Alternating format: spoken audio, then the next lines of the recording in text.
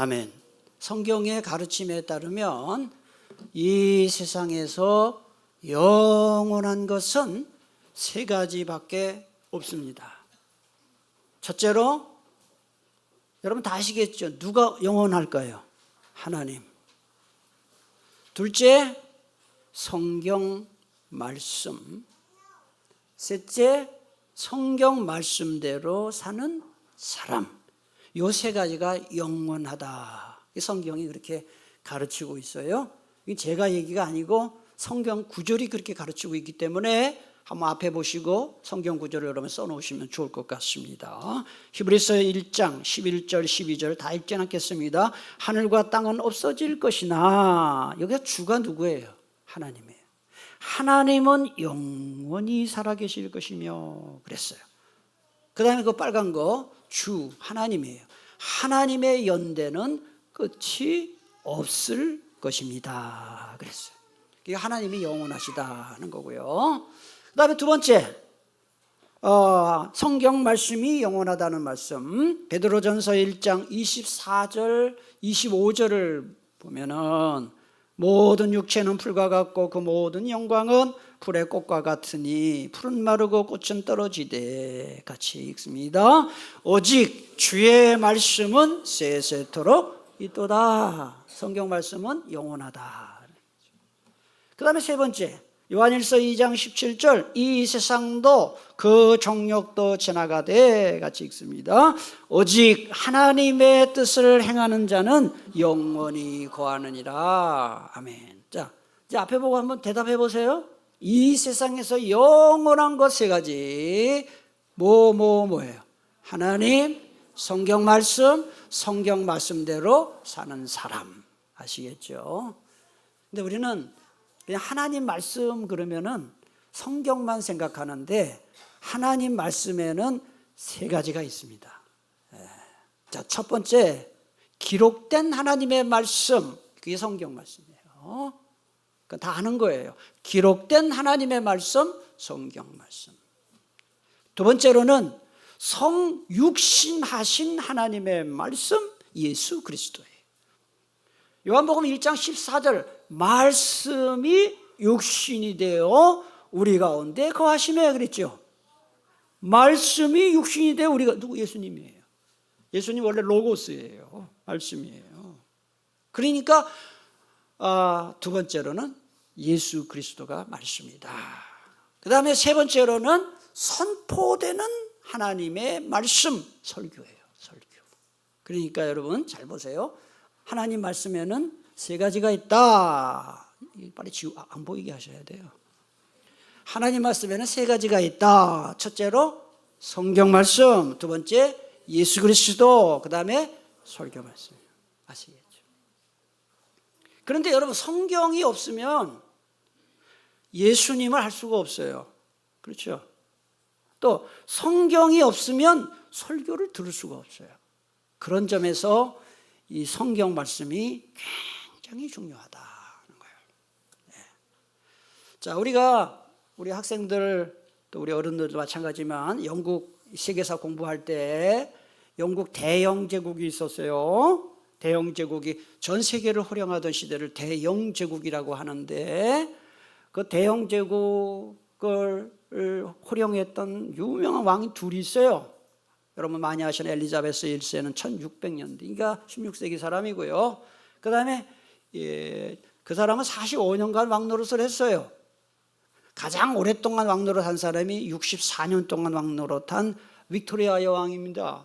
그 빅토리아 여왕 때 대영제국이 최전성기였어요. 그래서 그때는 해가 지지 않는 나라다. 그래서 전 세계 아시아, 유럽, 아메리카, 오세아니아 주의 수십 개의 나라가 영국의 지배를 받았습니다. 그래서 전 세계 육지 면적의 4분의 1, 전 세계 인구의 4분의 1을 영국이 통치를 했어요. 그래서 해가 지지 않는다는 것은 전 세계 식민지 국가가 하도 많다 보니까 영국이 다스린 나라 중에 어느 나라는 다 낮이에요. 해가 지지 않는 나라다. 그런 말이 있었는데 그 시대 영국을 통치하던 빅토리아 여왕이 있었어요. 아프리카 추장들이 한 번은 영국을 방문해서 빅토리아 여왕을 방문을 했는데 그때 성경책을 딱 선물로 주면서 빅토리아 여왕이 한 말이 뭐냐, 바로 이 말이죠. 대영 제국이 이처럼 세계 최강대국이 될 수 있게 된 비결이 이 책에 담겨져 있습니다. 이 책이 무슨 책이라고요? 성경책이다. 그런 이야기를 한 적이 있습니다. 우리나라의 불교 문화를 형성시킨 책이 팔만대장경이라면 우리나라의 유교 문화를 형성시킨 것은 공자와 맹자의 사상이 담겨있는 사서삼경이고요. 우리나라의 민족혼을 일깨워서 세계 속의 한국으로 발전시킨 책이 뭐냐? 성경책이에요. 성경책. 우리나라가 이만큼 발전할 수 있었던 것은 기독교가 들어오지 않았으면 그 불가능한 일이었습니다. 여러분 6.25 전쟁 때 많은 군인들이 북한 인민군의 포로로 잡혀갔습니다. 근데 6.25 전쟁 때 우리 국군만 싸운 게 아니라 유엔군이 들어왔어요. 그래서 그 포로로 잡힌 사람 중에 미군들이 있었어요. 미군 중에 한 사람 로버트 헤일이라는 22살 난 미군 병사가 있었습니다. 그런데 이 포로들이 인민군에게 끌려가지고 마을에 노역을 갔어요. 강제 노역에 시달렸는데 나갔다가 군인들이 뭐 즐거움이 있겠어요? 그러니까 연초를 뜯어가지고 종이 말아가지고 담배를 피우는 것이 유일한 낙이었어요.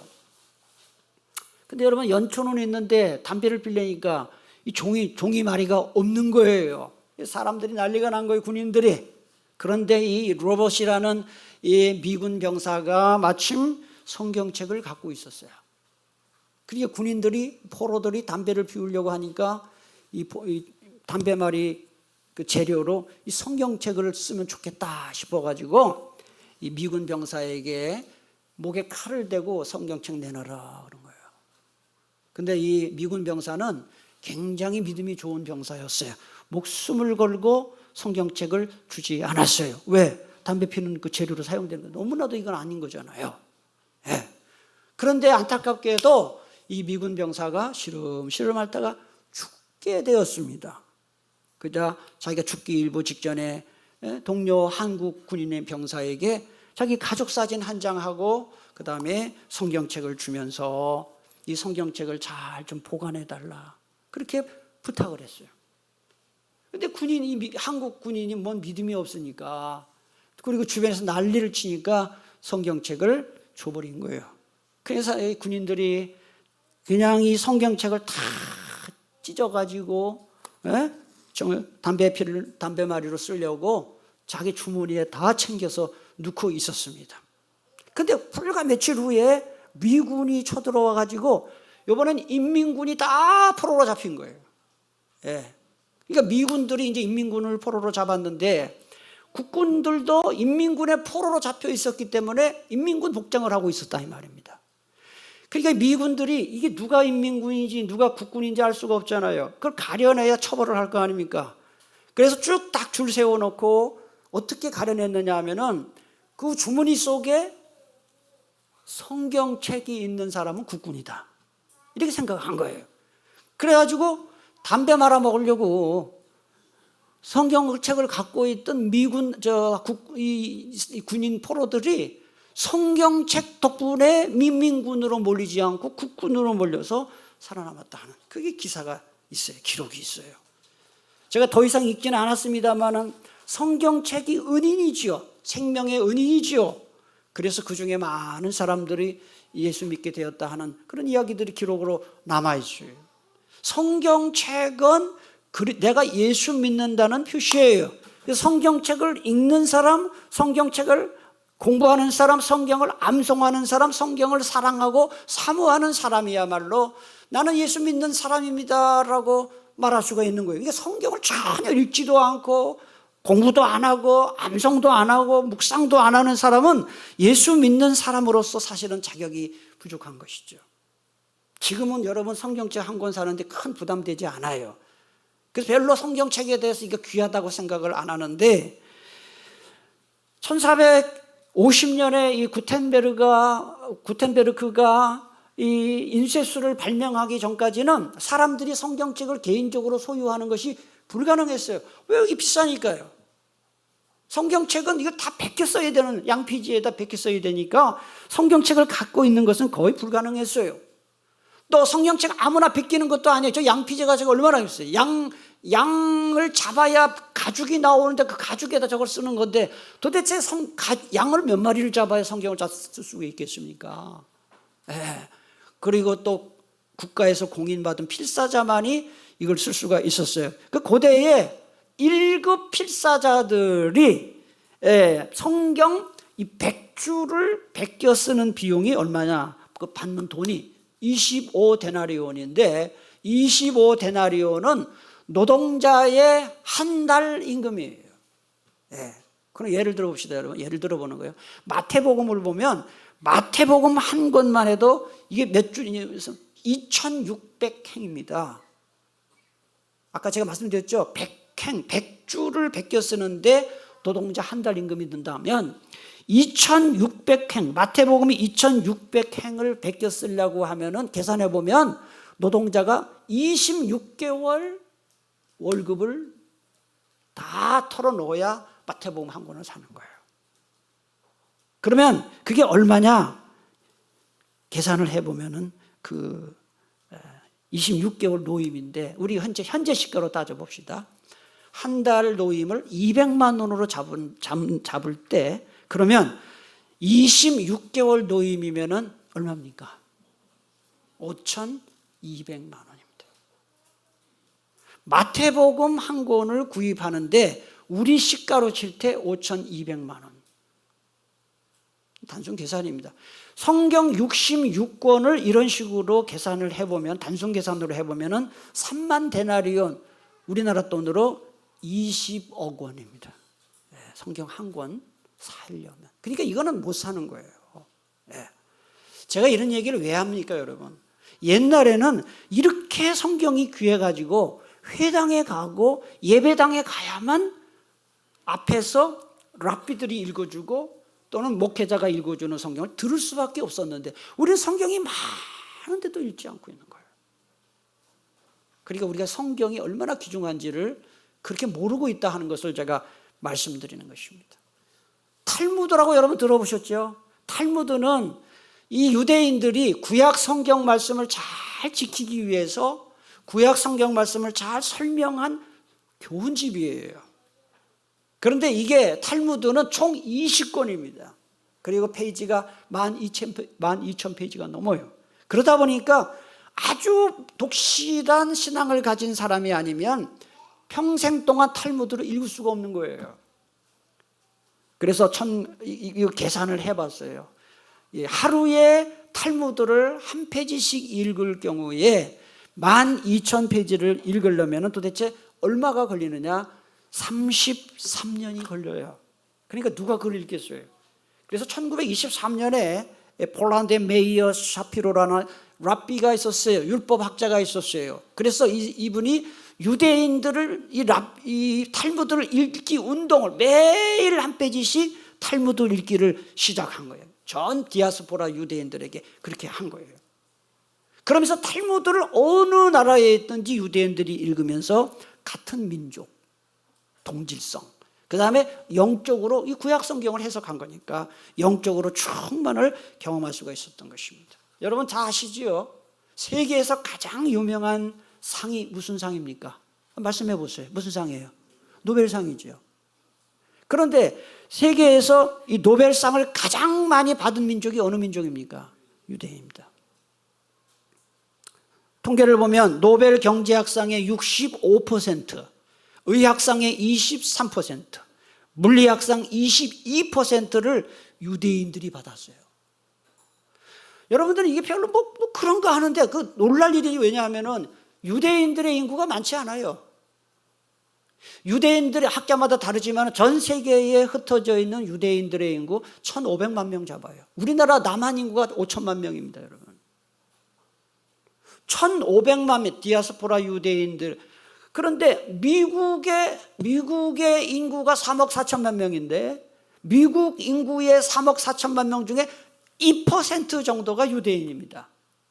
그런데 미국에서 가장 잘 사는 우리로 말하면 재벌이죠. 그 400가정 중에 24%가 또 유대인입니다.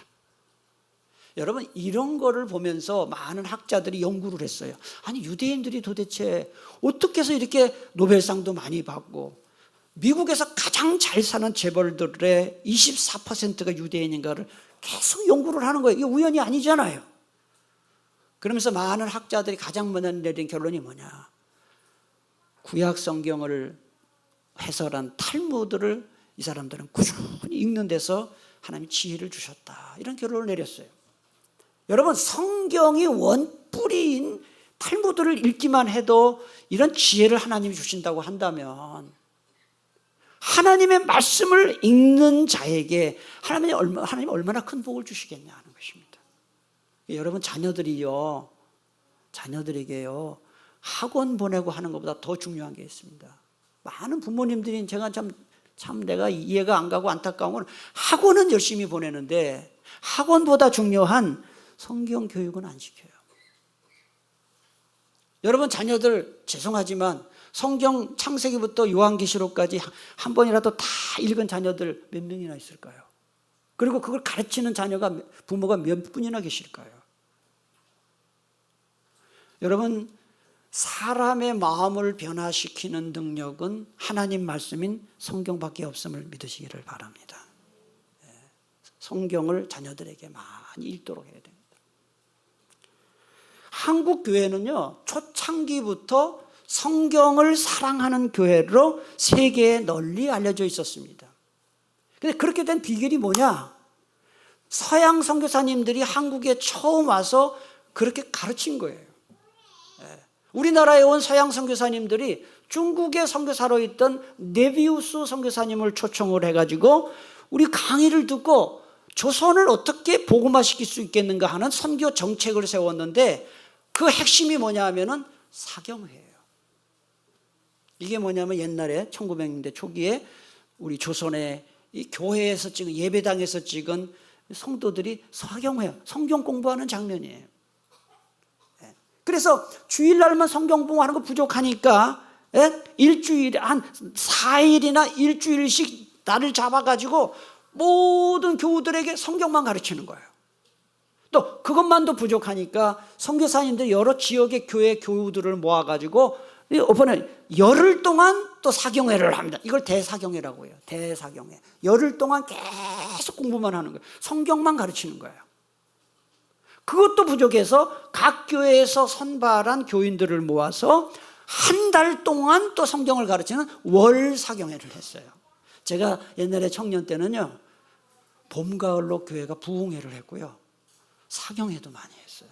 그때 교회가 가장 크게 부흥을 했어요. 그래서 이 사람들이 이 사경회 할 때 각자 먹을 양식을, 쌀을 지게 지고 오고, 그 다음에 이불 덮을 이불도 다 싸가지고 와가지고 그렇게 공부를 한 거예요. 합숙하면서 공부한 거예요.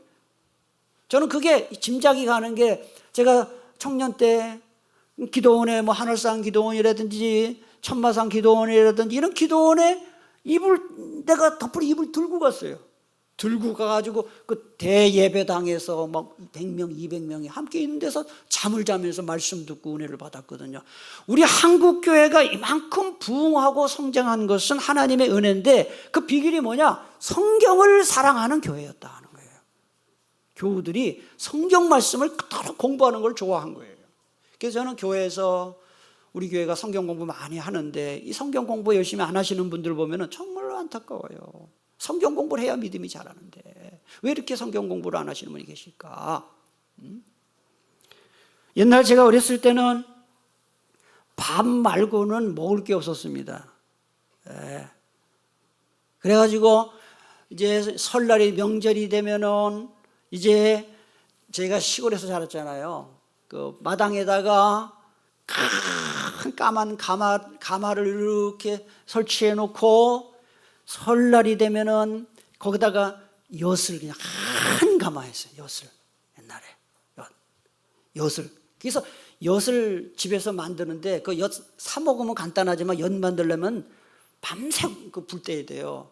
그래서 장작불로 그 엿을 만드는데 우리 할머니, 우리 아버지, 어머니 다른 일 많으니까 그 엿 장작 불 때는 거를 저한테 맡겼어요.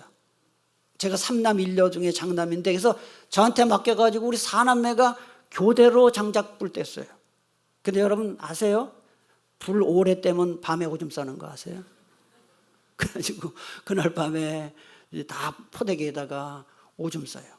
그럼 그 다음날 아침에 키 있죠, 키 이렇게 뒤집어 씌워가지고 이웃집 가서 소금 받아오게 해도. 네. 내가 그때 그래서 왜 불은 떼게 하고 오줌 쌌다고 또 소금 받아오게 하고. 옛날에 그랬어요. 먹을 게 없으니까. 그리고 명절 때 강정을 그렇게 많이 만들었어요. 몇 바구니씩 만들어가지고 겨우 내내 연 먹고 조청 먹고 강정 먹고 그랬어요. 그리고 집에 마을에 무슨 슈퍼도 없고 과자도 없고 이러니까 이 단 거를 먹고 싶어서, 그때는 제가 이제 60년대죠. 1학년 때 60년대 친구들하고 봄만 되면 봄에 꽃이 피잖아요. 그래서 단 거를 어떻게 채취했느냐, 꿀벌에 꿀을 빨아먹었어요. 꿀벌을 그럼 어떻게 잡느냐? 선수죠, 선수. 우리 모여가지고, 죄송합니다, 옛날에 말표 신발 아세요? 말표 신발, 검정 고무신, 흰색 고무신이 있었어요. 근데 우리 부모님들은 저를 검정 고무신만 사줬어. 흰색은 왜 안 사줬을까? 때가 타니까. 검정 고무신 사줬어요. 그러면은 죄송합니다, 그 여름에 그 봄에 막 더운 그 흙 처방 다니면 그 냄새 나는 그 검정 고무신 가지고, 검정 고무신을 거꾸로 해가지고 말이죠, 그 꿀벌에 앉아 있는 꽃에다 탁 덮어요. 그러면은 이 안으로 어떻게 들어갑니까? 들어가요. 그럼 이 꿀벌은 또 뒤에 뭐가 있어요? 침이 쏘이면 안 되니까 얘 기절을 시켜야 돼. 꿀벌을 기절시키려고 막 8바퀴 돌려요. 이거 다 배운 거예요, 선배한테. 다 배워가지고 탁 펼쳐요. 그러면 이제 딱 보면은 이 꿀벌이 기절했어요. 기절하지, 당연히. 왜냐면 막 8바퀴 돌려나니까 기절을 해요. 근데 꿀벌을 그냥 먹을 수 있나요? 꿀벌을 딱 날개 잡고 그 꽁지에서 뭐 해야 됩니까? 침 빼야 됩니다. 침 빼고, 생각만 해도 달아요. 그거 그냥 쪽쪽 빨아먹으면 얼마나 단지 말이죠. 그런데 성질 급한 친구들은 침 빼는 걸 잊어버리고 그거 빨다가 혀에 이게 그냥 밤탱이가 돼가지고 밥도 못 먹고 그랬어요. 그래서 제가 꿀맛이 이렇게 좋구나, 그때 알았어요. 나중에 우리 아버지가 이제 양봉을 해요. 막 길려서 이제 그때 먹지도 않았지만은 그렇게 꿀맛이 달아요. 그런데 여러분, 오늘 말씀은 제가 이게 50년 전 얘기인데 3000년 전의 기록이에요. 시편. 성경 말씀이 얼마나 달콤하면, 다 보세요. 103절. 자, 한번 보세요. 103절. 같이 읽겠습니다. 시작. 주의 말씀의 맛이 내게 어찌 그리 단지요, 내 입에 꿀보다도 다니이다. 아멘이십니까? 근데 이게 성경 말씀이 정말 달콤하다 이렇게 고백하는 사람도 있지만, 주님의 말씀만 읽으면 어찌 그리 잠이 오는지요, 또 수면 지는 사람도 있어요. 오늘 말씀 듣는 여러분, 하나님의 말씀이 꿀처럼 달게 느껴지게 되기를 축복합니다. 성경 찾아놓으셨는데 82절도 한번 펴놓으세요. 82절. 그 뒤에 보면 내 눈이, 같이 읽겠습니다. 내 눈이 주의 말씀을 바라기에 피곤한. 이 번역 성경에 보면 이렇게 번역했어요. 앞에 보세요. 주님의 말씀을 기다리다가 시력조차 잃었습니다. 이거 뭐냐? 이거 도대체 성경 말씀 얼마나 사모했는지, 이거 눈 빠지게 말씀을 기다렸다는 뜻이에요. 그런 뜻입니다. 그 다음에 119편 131절 보세요. 찾아놓으셨죠? 131절 같이 봅니다. 내가 주의 계명들을 사모함으로 내가 입을 열고 헐떡였나이다. 목마른 사슴이 신의 문을 찾아 갈급하듯이 말씀을 사모하는 마음. 한 군데만 더 읽겠습니다.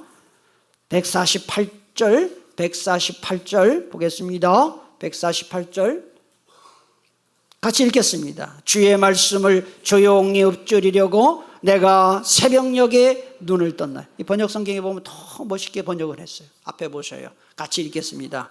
주님의 말씀을 묵상하다가 뜬 눈으로 밤을 지새요.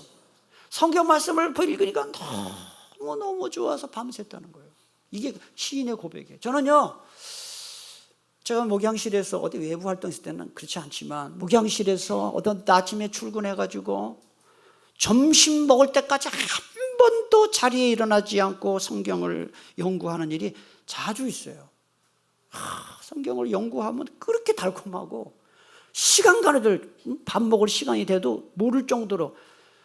여러분, 성경을 깊이 빠지다 보면요, 하나님이 정말 이게 사람이 쓴 게 아니고 하나님이 쓰신 말씀이라는 게 느껴질 때가 와요. 여러분, 그렇게 되기를 축복합니다. 시간이 없기 때문에 한 가지 그냥 화면으로 보고 마치도록 하겠습니다. 유명한 그 설교가인 크리소스토모스가 이런 얘기를 했어요. 한번 보셔요. 같이 읽겠습니다. 성경을 모르는 것이 모든 죄악의 근본이다. 성경을 모르면 자꾸 죄만 짓는 거예요. 16세기 영국의 성경 번역가인 윌리엄 틴데일이라는 분은 또 이렇게 말했습니다. 성경을 무시하는 가장 해박한 성직자보다 성경을 사랑하는 농부가 하나님에 대해 더 많이 알고 있다 그랬어요.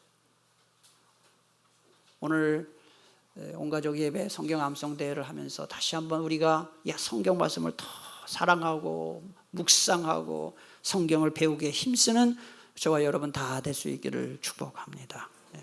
오늘 이제 제가 바로 설교 마치자마자 바로 암송 대회를 하는데 굉장히 재미있게 할 거니까 중간에 가지 마시고요, 꼭 참여하시기 바랍니다. 기도하겠습니다.